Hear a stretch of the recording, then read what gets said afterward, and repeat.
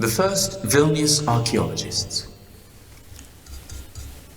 It's no secret that Lithuanians were passionate pagans, and anyone who tried to propose other gods was soon sliced up and buried under the turf. A bit cruel, you say? Perhaps. But this was what led to the first archaeological excavations in Vilnius, when Franciscans went in search of the remains of their predecessors.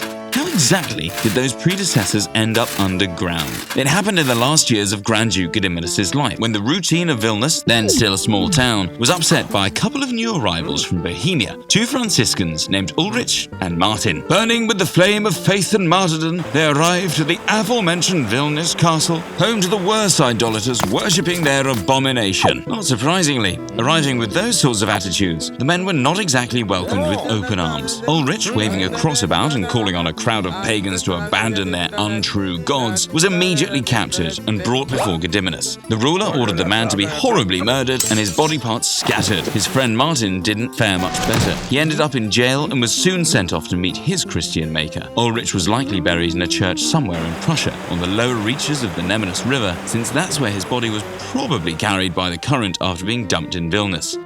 Martin's remains, however, were buried by Gediminas' sister, an Orthodox nun, on the grounds of her convent. Now the Franciscans, who'd lived in Vilnius since earlier times, had gotten used to behaving more calmly and refrained from irritating the pagans. But one day, they forgot themselves and crossed a red line, and all of the friary's residents were murdered. Because contemporaneous sources were rather sparse about answering questions like who, where, and how, more colourful later legends became the main cradle of historical knowledge for the people of Vilnius. One such account says that as soon as the Lithuanian ruler Algirdus rode off to war against Moscow, the pagans of Vilnius amassed together by the Franciscans' church. Not wanting to have Roman Catholics in their city, they burned down the friary and chopped up 7 brothers in the center of Vilnius City Hall Square. 7 other brothers tied, or perhaps nailed, to crosses on what is today called the Hill of 3 Crosses, were then thrown into the river, accompanied by shouts of, "You came from the sunset, so return to the sunset!